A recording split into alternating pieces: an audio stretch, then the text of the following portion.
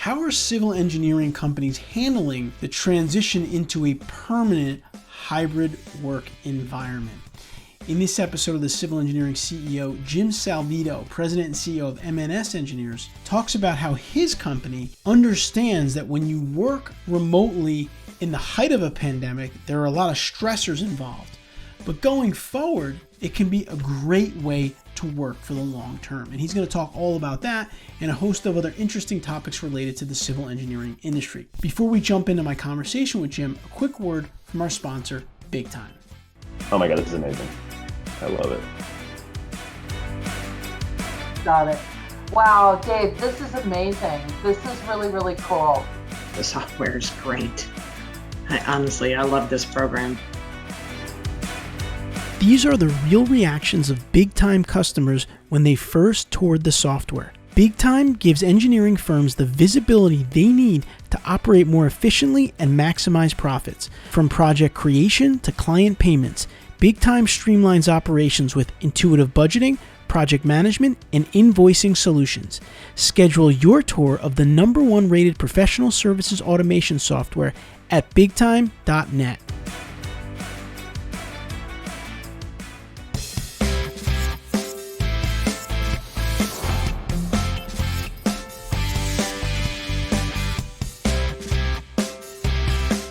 All right, now I'd like to welcome on our guests for today to the Civil Engineering CEO. Today I have with me Jim Salvito. Jim is the President and CEO at MNS Engineers. Jim, welcome to the show. Thank you, Anthony. I'm happy to be here.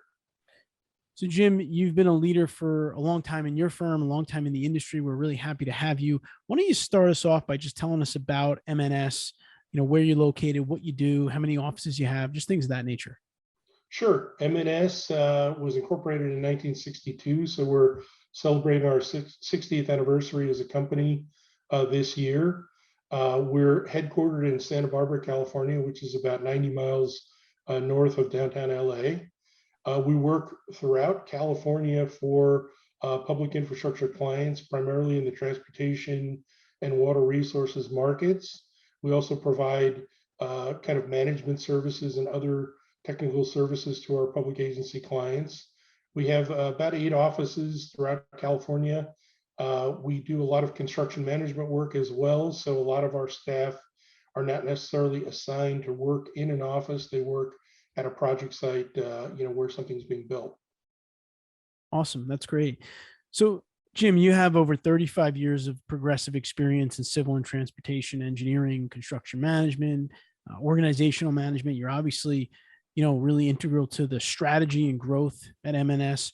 Talk a little bit about your career journey. There's a lot of civil engineers that do want to become leaders in their firms. Just talk about maybe kind of your journey from doing that design work, getting into a leadership position.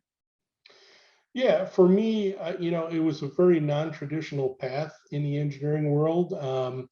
I went to college, but never actually graduated with an engineering degree. And I never became a licensed PE. And I'm not recommending or advocating that career path to anyone, but that was the path that I was on. I started working as an intern in after my freshman year in college, and I was working throughout the school year kind of as an intern. And then about 3 years into doing that, I was asked to work full time for one of the people that was kind of mentoring me in the engineering world.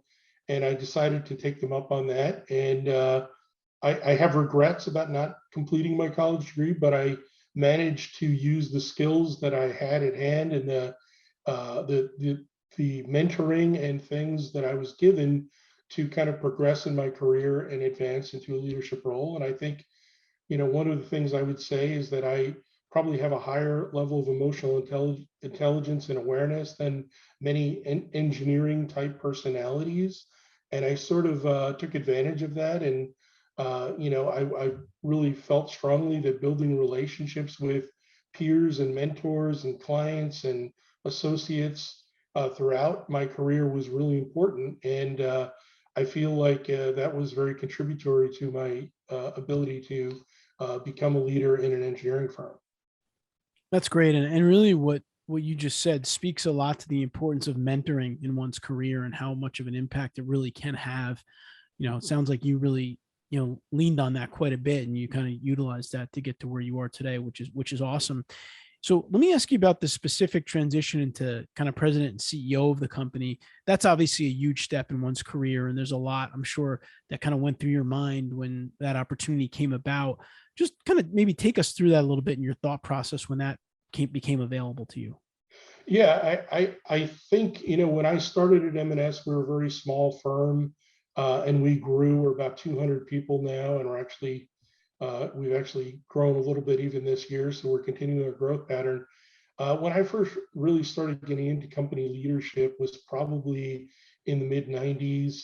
And we were run more like a partnership at that time. And so there were three firm principals that we sort of delegated operational management roles, within the company. And I started having more of a passion for taking on more and more of that work. And I realized the importance. The other thing is my work history.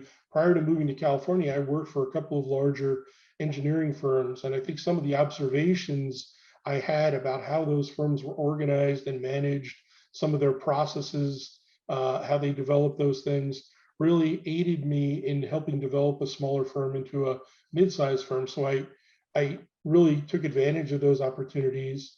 And for me, the process was just gradually, I would say a lot of the similarities between being a project manager, delivering an engineering or infrastructure project to a client are very similar to what the skills that you need as a CEO. You're managing multiple stakeholders and multiple priorities within the project. And when you become a CEO, it's a similar situation. You're looking at a variety of streams of information and kind of pulling that all together into, what you hope would be an organized forward momentum strategy.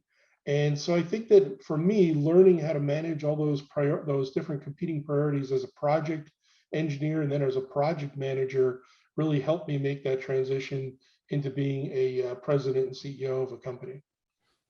That's great. Yeah, I love hearing that. I mean, I definitely can see how, project management skills and developing those skills over time as a project manager, as a technical professional can really be beneficial as you kind of take on a leadership role. Because, from my own experience as well, it's really like taking a lot of larger projects and then having to kind of manage and oversee them all.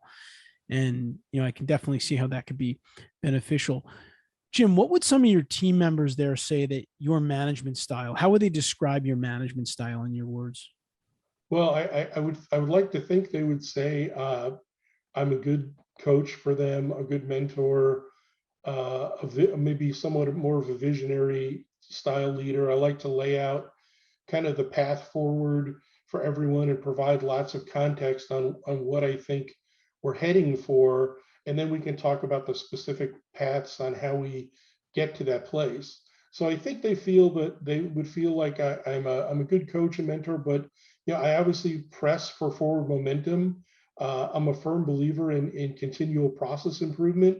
So I don't believe you ever really stagnate or settle into, just accepting that things should be the same forever. You want to always have that forward momentum and that growth in the organization. And honestly, with the way that the world is evolving with the use of technology and innovation, you kind of have to be always looking ahead to see what's the next thing that's really going to impact our company and our industry, and we don't want to fall behind. So I would say in terms of the style, it's really, I'd like to lay out those strategic vision and then enroll people in that vision and make sure that they all see that what they're contributing to get toward that end goal. That's great. And Jim, you seem like a pretty reserved guy. I mean, we've had some conversations outside of today as well. How would you say that you kind of prevent yourself from overreacting or underreacting in situations? And we've gone through a lot the past few years, obviously with the pandemic, and you have an organization looking to you in situations like this. So, we also live in a fast-paced world. We live in a construction industry where everything's going 150 miles an hour. So how do you, as kind of a leader, are you able to, keep your calm, so to speak, in these situations? Well, I would say for me personally, I tend to be an emotional person. And, I've gone through the Myers-Briggs testing. We're very, strong advocates for MBTI and Myers-Briggs in our organization. So having an understanding of your natural personality type, I tend to be a little bit more emotional and reactive. So having that awareness now guides me into when a situation arises that could, be an emotional reaction trigger. I just take time. I just sit back and I don't react. And then I'll think about the various parameters of that situation and what the decision, what the response should be in a way that is going to come across, as the best decision for our organization. And I'll have some, thought points that I will convey as a result of that action and decision. You talk about COVID, and it was interesting for us. COVID was one of those moments that I think I felt like was challenging, but I felt like we were all in it together, not just our profession and our company, but the whole world in essence was in a situation that we're all going to be looking to each other for innovation and ideas. And I felt like the best thing we can do is just stay calm. When we realized that it was going to require us to work remotely, we told our staff, we said, look, we have the technology in place. We had been building a cloud first strategy at MNS with our technology and systems for a long time. So all of our critical ERP systems and other systems were in the cloud, as were our file servers. We had recently, at the end of 2020, completed a move from on-premises file servers to Box in the cloud. And so for us, it was really easy for us to tell our employees that worked in offices, take your laptops, go home, and you're going to log into the systems the same way you would in the office. And it was really seamless for us to go through that transition. So we were able to respond. I think when we had the financial crisis, the Great Recession in 2008 and 2009, that was a real challenge for our industry. And we were fortunate that we weren't working for a lot of private development companies at that point. We were primarily public infrastructure based. So we had a little less of an immediate impact from some of the economic downturns. But ultimately, all these things are problems that if you're an engineer, you probably get into engineering because you like problem solving. And for us, this is just a problem that you feel like is not an insurmountable problem. And you have to look at it and break it down. You have to just stay calm, take a deep breath, look at the problem, break down the problem, and start working piece by piece at what the solutions are. And you have to consider the larger ramifications of whatever that situation is. So we worked hard, for example, during that crisis, we worked hard at really minimizing our layoffs or reducing some people to part-time. We had to do a few of those things, but we really worked hard to minimize that and, share the burden of all that with the whole group. And with COVID, it was the same thing. We just continually, we said, okay, what's changed? We're all working remotely. We need to really ramp up our video meetings like we're doing today. We really have to ramp up our communication because we not only want to make sure our work products are still being prepared and delivered efficiently and at a high quality, but we want to work, we were very concerned about our workforce and some of the mental health impacts and some of the challenges our workforce had, all of a sudden working at home. And, in particular, the families with younger children that, all of a sudden had to become school teachers as well as doing their daily jobs and work within that family bubble all the time. It was really challenging. So we tried to do, a lot more outreach, a lot more just general open communication about how it's going for people. And we tried to provide whatever support we could throughout the organization. That's great. And Jim, would you say that ability to slow things down, like before you jump at something, think about it a little bit, reflect on it, is something that you kind of get better at over time and you've learned over the years? Yeah, absolutely. I think just maturity and wisdom, things that you you really can't explain exactly what those impart on your personality and your ability to react.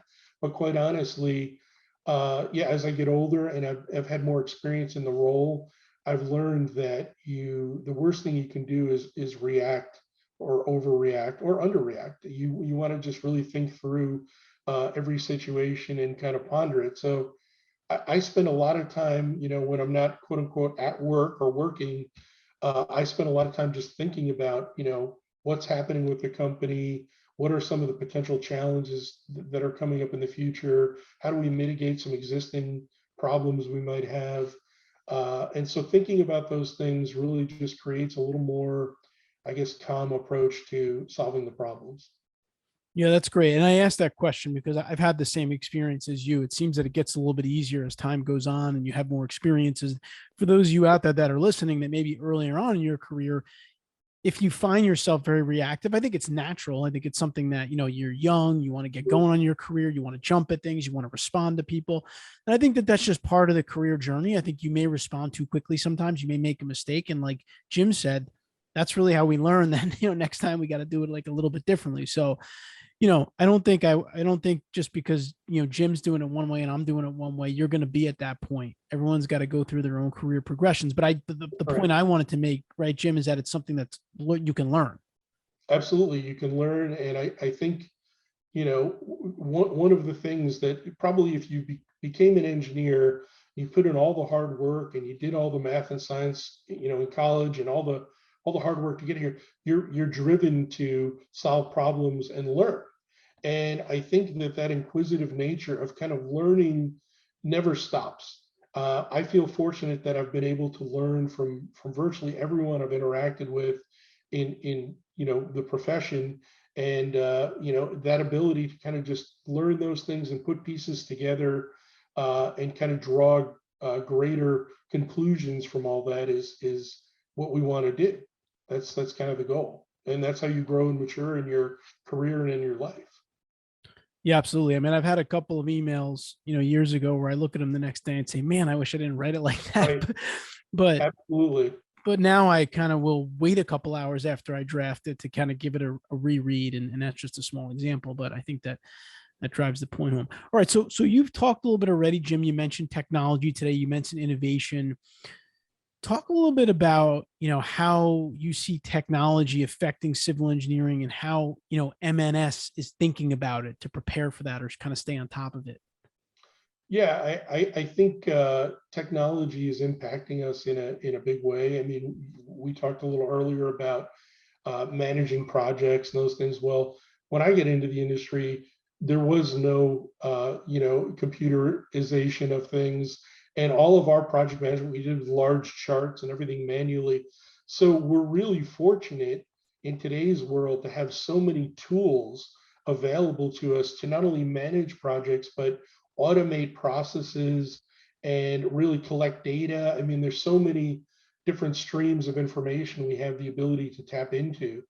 From my perspective, you want an organization, a modern successful organization should be somewhat data driven. You really want to collect as many data points about the company, about the staff, about the performance, about the client perspective on how you're performing your projects, those different things. And so we use a variety of tools at MNS for driving our business, but then also for producing our work products. So for example, we do a lot of construction management. We're now using a variety of construction management tools that allow us to automate processes of inspection of projects in the field. Whereas, in the old days, it was taking pictures, then you keep diaries and logs. And those were physical products that were analog, and now then we get into digital photography. And now we're into where the whole system can capture photographic, video evidence. You could record, just dictate into your iPad or your phone, what's going on at this particular juncture of the project, and all of that is providing invaluable information in tracking a project. It's the same with design. Our design processes, many of them have been automated. So, we work at developing those so we can automate, we use Autodesk products, so we can automate some of the design production capabilities there. And then in our general business, I mean, we have, an ERP system and HRIS, all the different business systems. And then now we're seeing in surveying, obviously, these huge technological jumps where, the idea of a person going out with a total station and shooting points, which was very common for decades, is now being replaced by, laser scanning, LiDAR, drone-based data capture, all these different, even satellite-based capture. So we're seeing a lot of evolution of technology in our industry. I think the next big one that's coming, and I think this is supported by Autodesk recently acquiring an AI, a virtual reality company, we're going to start seeing a lot more virtual reality impacting our business. So you'd probably put on your VR goggles and be able to walk through the model of a 3D design of whatever facility is being designed. I think that's going to actually impact our inspection of work as well, because, hey, if I can start looking remotely at a project in Phoenix, then I got to look at a project in Boise, I can start seeing these things in real time versus, having to go through a process of actually traveling out there or relying on some other folks to get that data for me. So we're going to see that impacting us. I think AI is going to be a huge impact in our society overall, and certainly in our business. As we can get AI applications that are trained to do certain civil engineering functions, we're going to see those really aiding us in some of our design decision making. Hey, Jim, let me ask you this question, just digging a little deeper on the data analytics side of things. You mentioned, like, when you started your career, obviously there wasn't a lot of software and these tools weren't available. Now, in the seat that you sit, there's a lot of stuff available. So do you have to say, hey, I need to get a team of the right people and they've got to give me the right, like, how do you think about, making sure that you as the leader of the company are getting the right information? Is that like a whole process you go through? Yeah, that's a process. I mean, if you think about it in terms of a dashboard, I think that's kind of the modern version of compiling all these various sets of data into kind of dashboard apps. So that's sort of what we shoot for at MNS, is we get, the various HR component data pushed in, we get our financial data pushed in, we get our project performance data pushed in, we have our look ahead at our business development activities. All that stuff is sort of, compiled into as compact a dashboard full of data that we can get. And, that certainly makes my job easier because, as the CEO, you're really responsible for managing all aspects of the company. That includes the operational aspects, but also includes the performance aspects of, are we delivering our projects well to our clients? So it's kind of the full gamut of things. And so the more you can break all those streams of data down into the meaningful pieces and have it combined on a dashboard or a set of dashboards, it's really helpful. That's great. That's awesome. And I think that that's so valuable in any business to have that dashboard. Absolutely. That can give you those red flags and make sure that you can catch them on time. But again, it just speaks to the point of, as the leader or leaders in an organization, you need to make sure you're getting the right data. And then, kind of like Jim said, there has to be somewhat of, you could have millions of points of data. There has to be some kind of compact, ultimate set of data that you're looking at that's going to really help you identify a challenge or an issue when it comes up. Yeah, I think one of the things that you realize as you gain more experience is you're going to have a certain amount of key performance indicators, KPIs, that are valuable to your role. So if I was a project manager, level person, I would want the KPIs very relevant to my projects and my project delivery and the project performance. Is my budget doing okay? Am I behind schedule? Am I ahead of schedule? And so having those KPIs for your appropriate role in the organization are critical. And as a project engineer, you have a lot of tools now that are being provided to you by your project managers and by your supervisors in terms of what is expected of your project delivery and performance. So you can kind of check in even at a project engineer level and see, am I on task? Am I on budget? They gave me X hours for this task. how many hours did I really spend accomplishing it? So I think it's important to start thinking through that process of what the key performance indicators you have at your appropriate level or role, are available to you. That's great. Jim, with this kind of cultural shift in more work from home, more people working from home these days, how has that changed MNS? What has been some of the biggest change? Yeah, I think it's both there are positive and negative things. I would say at the beginning, like we spoke of earlier, when people were forced into this, and there was a lot of uncertainty.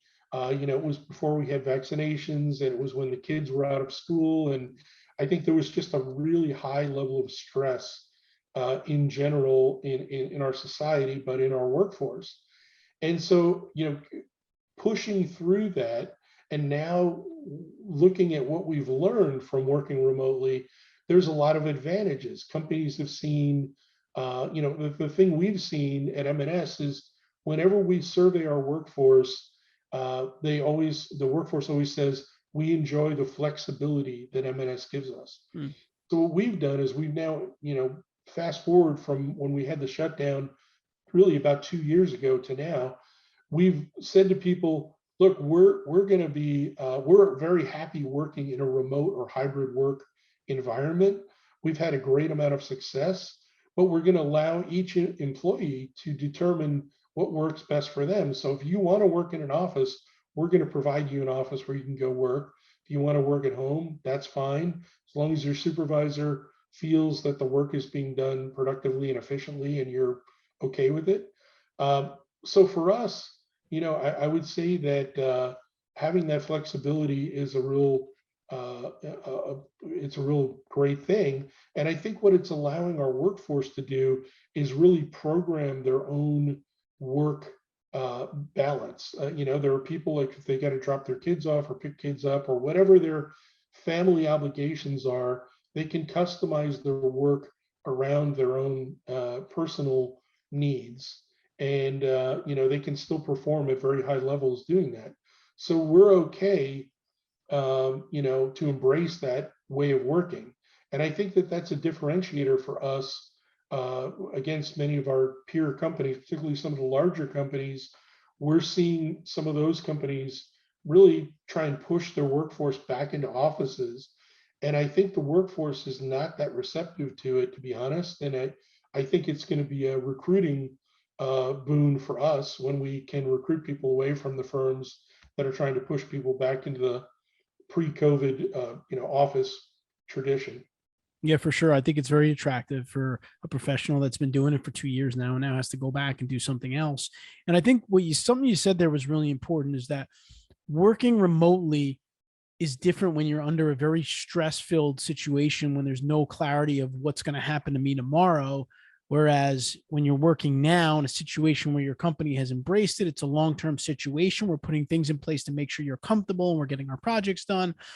And so I think that's a great point, because I think sometimes people don't think about that, because when everyone was home at COVID, it was different. I mean, I had my 3 kids home around the kitchen table. I was trying to do my work, and it's a different situation. So, I'm glad you mentioned it in that way. And I tend to agree with you. And I think everybody needed this. Like, if you're looking for a silver lining from COVID, like, I think people were going to start to burn out in our industry, quite frankly, Absolutely. right? Going to the office 8 to 10 hours a day, trying to get their kids where they had to get them and do everything. And I think now it's kind of like one of those things where it was almost like a course correction, where everybody thought that a civil engineering company couldn't operate remotely. And within 24 hours, 95% of them were. Right. And so I think that kind of told everybody, and it's people like you too, in terms of thinking about the culture of your company going forward, that we could do some things different. Yeah, and I think there's a trust situation here, right? And I think a lot of firms, I think what came out of this was, the firms that trusted their workforce. We're all professionals, we're all, adults. I think the firms that trusted their workforce benefited by having their workforce produce and work in that very stressful situation, but still continue to produce and get their project work done. I think now that we're coming out of COVID, this trust issues emerged, because I think the firms that are honestly trying to push their employees back into the offices, you have to question, if you're an employee, why are they trying to do that? If I've been working for 2 years and I've been producing, my utilization's high, the work is high quality work, you have to ask yourself, why are they trying to do that? Do they not trust me? And I think that's one of the most, it isn't discussed very often, but quite honestly, I think there's a trust issue. And I think firm leaders should be very careful treading in that territory, because if you don't trust your workforce and the workforce feels that way, they're probably not going to want to work in your organization. Yeah, and I think to further your point, I think that most civil engineering firms that I know reported 2021 as one of their best years ever financially. Absolutely. So if you're going to tell your staff now that we had the best year ever and now everyone's got to come back to the office, like you said, it doesn't necessarily line up. Yeah, and I think one of the things, that we have here in California for sure, I know you have on the East Coast, is the commute time. Oh yeah. We have a person, our San Jose office, he lives about 12 miles from the office, and he said the quickest he could make it from his house to the office was about 90 minutes. And so if you're taking 2-3 hours out of your day commuting back and forth to work, plus now we have $6 gas, and that's expensive, or public transit, it can all add up. And so now people are realizing, wow, I have an extra 2 or 3 hours a day I can either spend doing a little more work or spending with my family. That's really an added value for a person in the workforce. Yeah, for sure. No doubt about it. So, we're talking a lot about people and the company and growth of the company. I want to ask you a little bit about diversity and inclusion. I know it's a big topic in the industry today, and I'm glad it is, because, we need a lot of different perspectives in our industry. But talk a little bit about what it means to you and MNS, and how you kind of support diversity and inclusion. Yeah, I think this is a very, when I saw this question, I thought about this question. I feel like it's a very, it's something we approach gingerly, because like everything in our society these days, it seems to have evolved into a very politicized topic. Sure. What is DEI? What does it mean? It probably means different things for different people, but I think you just said it the best.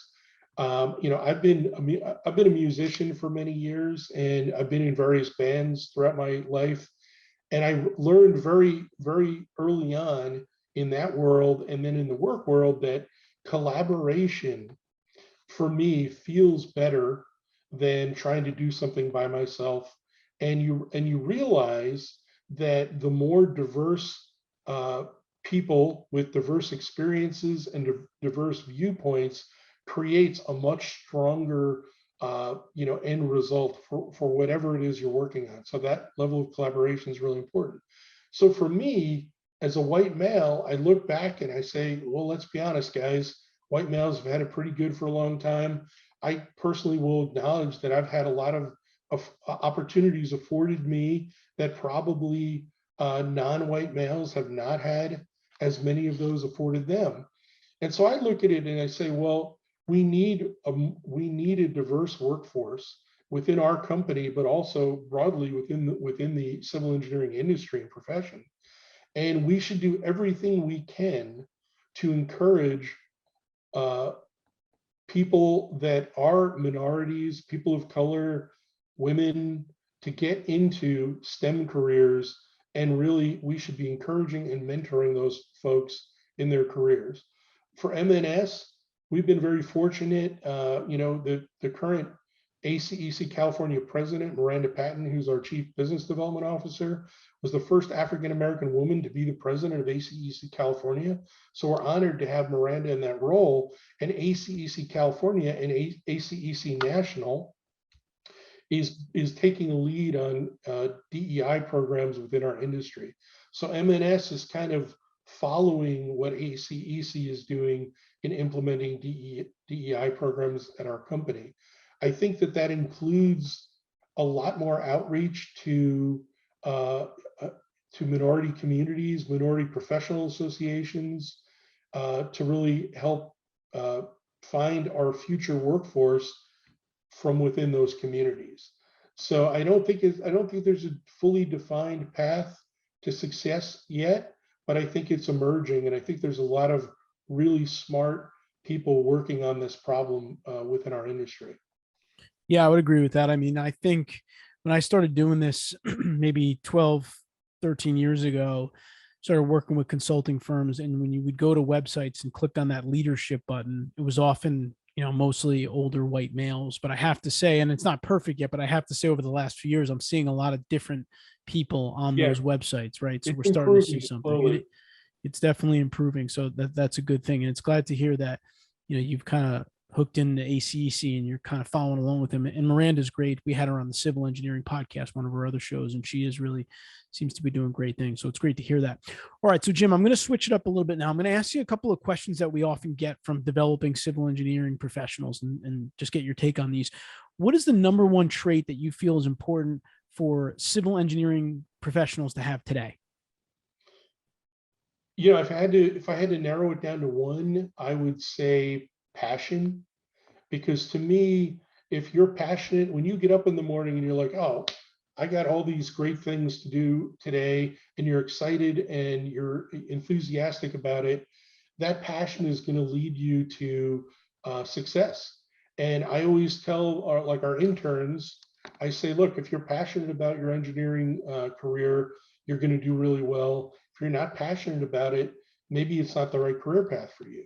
And I say that in general, I think that's true in general. If you really like and are inspired to do something, you're going to be more successful at it.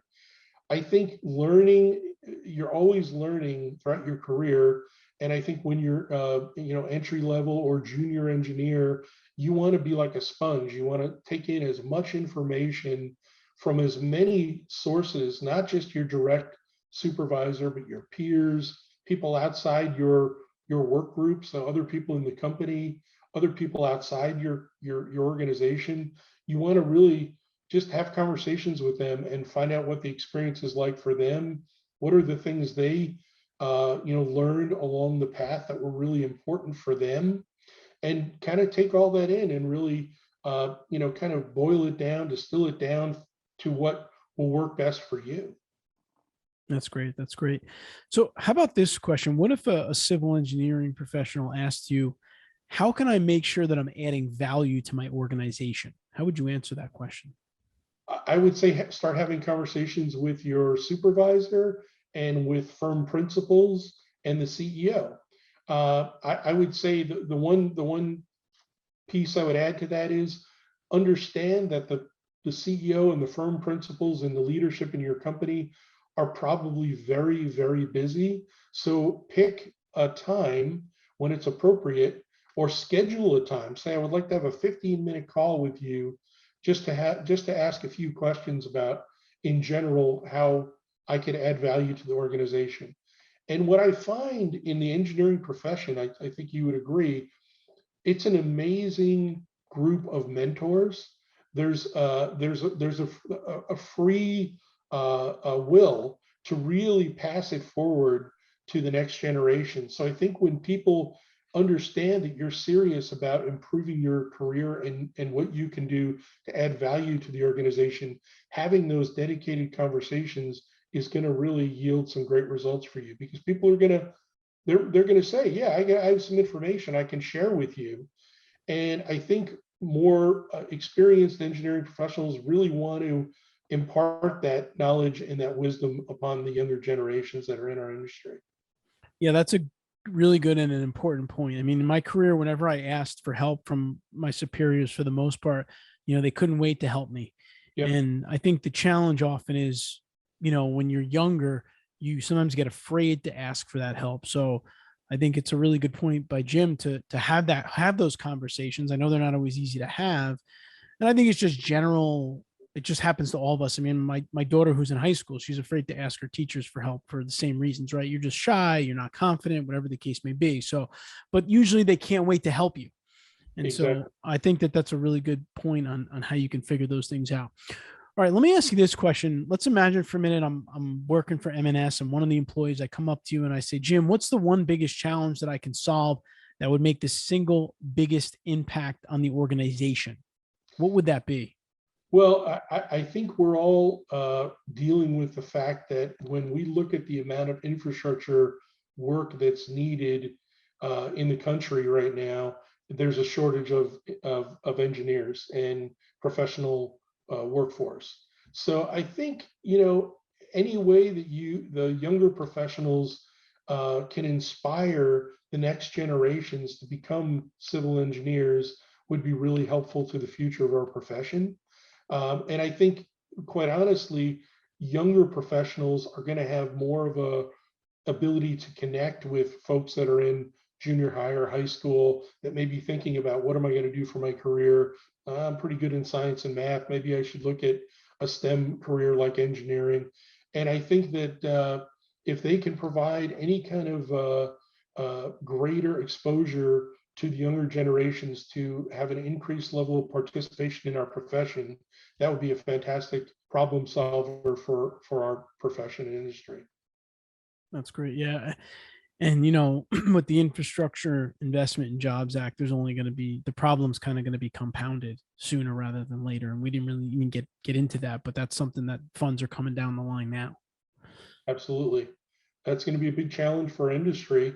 It already is, and it's only going to compound, as you say. So I think we're going to really need to find some innovative solutions to creating a larger and professional workforce to solve these infrastructure challenges. And quite honestly, I think this ties back into the DEI discussion as well. Is we really need an improved immigration system for the ability to immigrate, engineering professionals into the United States. We have a barely functional H-1B visa program right now. It's very inefficient. It's very time consuming. It's very costly. And I think that if the political folks could take notice and really work on improving that immigration system and allowing for more professionals to come into the U.S., it's going to really diversify and multiply our ability to deliver all these critical infrastructure projects. Yeah, it's a good point. It's almost like it solves two problems: a shortage of engineers and the lack of diversity Absolutely. in one shot. Yeah, for sure. All right, I just got a couple of last questions, Jim, more focused on related to yourself. You have a lot of stuff going on as the president and CEO of the company. I'm always interested in asking our guests, how do you decide what you're going to work on every day? Yeah, that's a challenging thing because there's always seemingly more things to get done than you can do.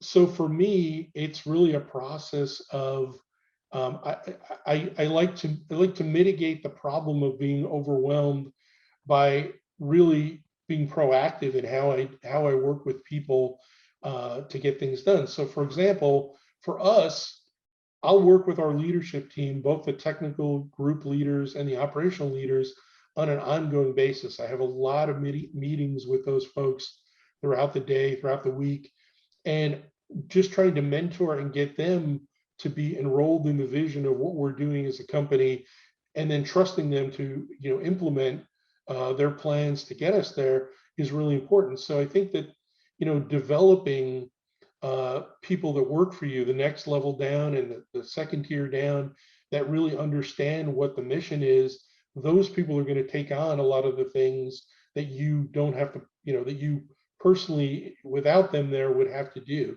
So there's developing those people to take on increasing levels of responsibility. And then I really believe strongly in organization and preparedness. So I use tools. I use Evernote is one of my tools I use just as I have random things happen throughout the day or items I think I need to add to my to-do list. I'll just type them in really quickly. I'll spend some time at the end of the day or beginning of a day kind of reorganizing, reprioritizing what needs to get done. And then I'll look for opportunities to delegate or enroll others and go, this is a thing that if I could get someone to do this one piece of this, it would really advance this, and then I wouldn't have to do all that work on it myself. So it is challenging because there are so many different streams of information and things to do. So it's really about planning, organization, prioritization, preparation. All those things really help. And it sounds to me like it's really about checking in with your leaders and saying, this is obviously where we're headed. What do you need from me to help make sure we get there, type of thing? Yeah, and I would also add one more thing is that, humans naturally take stuff on themselves. They just feel it's just sometimes easier where they go, oh, I can just do this. And this concept we talked about earlier about growing in your career and maturing, you have to realize that for your role, what's the best value you add to the organization? Well, some of the things that you might just ordinarily take on or have taken on in the past really are better off being done by other people in the organization. And you have to have kind of that self-discipline to go, this is not the best value added for me, for the company to do this. Let's get someone else trained to take on this particular function or assignment, whatever it is. Yeah, no, it's important. Not an easy thing to do at all. That's Not for easy. sure. I don't know if you're a big reader or not, Jim, but do you have a book that you've read in the past that has helped you in your career journey, or a recent book that you read, or something that you could share? Yeah, I mean, I'll give you a few books that I think, particularly if you're an emerging engineering professional and you want to really understand more about business and how that could be impacted. I always go back to Good to Great. Good to Great is a fantastic book. It's a very easy book to read, and it really gives a little. I like books that give a little outside the box thinking. Mhm. And so Good to Great is one because it shows some innovation in business.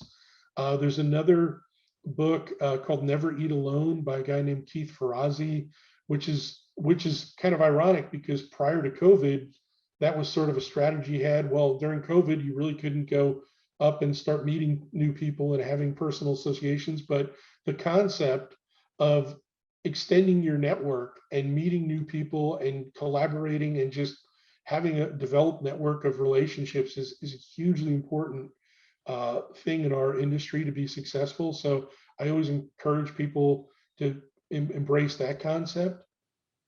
Anything by Malcolm Gladwell, Tipping Point, Outliers, Talking to Strangers, those are great books for engineers because it kind of, many engineers are very uncomfortable in those extroverted type situations. So anything that gives a little different perspective, I think, is a good way to be. And if you really want to get into a deep dive, there's a book called Emotional Intelligence for the Modern Leader by a guy named Christopher Connors. It's a very thick, detailed book, but it really goes through the concepts of emotional intelligence and how they relate to business. And I think that's a great book if someone has the stamina to take it on. It's a great book to understand.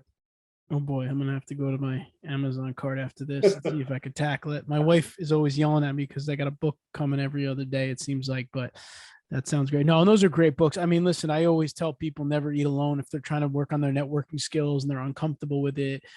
It's just a great book to try to lay it out. And so, yeah, definitely some good picks there. Thanks for sharing those with us. I can't stress enough that relationship piece. I always tell like our young professionals and our interns, I say, everyone you meet in your class, in your graduating class at engineering school, you find them on LinkedIn, you connect with them because they're always going to be coworkers. They could potentially be clients. They could potentially be decision makers. And you just want to develop and maintain relationships within the industry. I find that, young folks are really into social media, but LinkedIn is almost like a black hole for them. Many of them, when they come into the workforce, they're like, what's LinkedIn? And actually LinkedIn is a very important social media tool for your professional career development. You should have a very well-developed LinkedIn profile, and you should spend enough time connecting with people and, groups that you can follow that you're really learning some things from. Yeah, no, agree with you. I think LinkedIn is very underutilized by engineering professionals. We try to teach it in some of our courses, but it really just takes a little bit of time every day consistently for a few minutes to kind of build it up and utilize it effectively. So I got one last question for you, Jim. When you became a CEO, and I'm not looking, you don't have to name names here, but was there other CEOs that maybe you reached out to for mentoring or guidance? Or, obviously when you get to that level, there isn't necessarily someone you're reporting to or someone to kind of maybe ask for guidance. So how did you go about that process?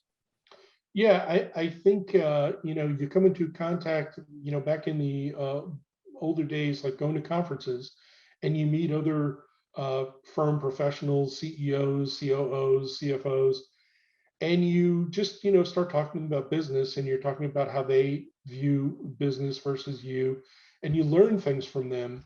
And I've always had relationships with other senior leaders in engineering companies where I could run ideas by them and those kind of things. I don't want to name any specific names, but there are quite a few. And what's interesting is back in the crisis, like I said, the Great Recession we had in 2008, 2009, all the firms were talking to each other, all the leadership was talking to each other. What's happening today? What's going to happen tomorrow? How are you going to mitigate this problem? What's your strategy on this and that? And then it was interesting when COVID hit, it was the same situation. ACEC organized some forums where people would get on a Zoom meeting like this. It would be 50 or 100 people sometimes, and everyone would just be talking about how are they managing their way through COVID. And what was really interesting to me, and I guess this maybe indicates that I'm maturing in the role, is that some younger firm CEOs were calling me and saying, I need some advice on how to manage, this, or what do I do about this? And at first I thought it was really interesting because I said, wow, okay, these guys are asking me for advice now. I was always the one in years past, reaching out to others for running ideas past and asking for advice. And now they were reaching out to me. So I took the role of being in that role very seriously. And I tried to provide as much, sincere, authentic, genuine advice to them. And honestly, a lot of it was just that they hadn't encountered a crisis. If you think about this, the last really financial crisis was 2009, so it was 13 years ago. And, there are really a lot of people in our workforce that have not experienced a large recession or any kind of major event that's impacted their work. And so a lot of the CEOs came into being since that time. And then all of a sudden COVID hit, and it was really a major crisis for everyone, but it really impacted their company. So they were reaching out looking for solutions, and I was able to, I think, help a few of them just kind of stay calm. We're all in this together. We're all going to support each other. And once you calm everyone down and start thinking through the parameters of how to get through it, it really helps. So I've been really fortunate to have great mentors throughout my career, and I would say any young engineering professional, tack on to those people that really you feel are strong mentors or have really a lot of experience and knowledge. Those people will be willing to help you and guide you throughout your career. Just take advantage of that. That's great. And that's a great message to kind of wrap us up here. Mentoring is critical in your career at every level of your career. Even as a president and CEO, you can find guidance from other people. You can, and I think the point is a good one, is that we are in this together. And I think COVID reinforced that again, that we need to connect with other people, right? And I've heard other CEOs tell me that they do get together with CEOs, roundtables, conferences, and they really get a lot of their learning and development from those conversations and being able to build off that. So absolutely. So once again, Jim Salvito, President and CEO at MNS Engineers. Jim, I just want to thank you so much for coming on the show and spending some time with us. It was really, really valuable stuff. Thank you, Anthony, for inviting me. It was a pleasure to be here, and love to do it again sometime. I hope you enjoyed my conversation with Jim Salvito. Here at EMI, we'll put out videos like this on a weekly basis to help engineers become better managers and leaders. Please subscribe here to keep up to date with the latest information to help you grow as an engineering leader. I'll see you next week.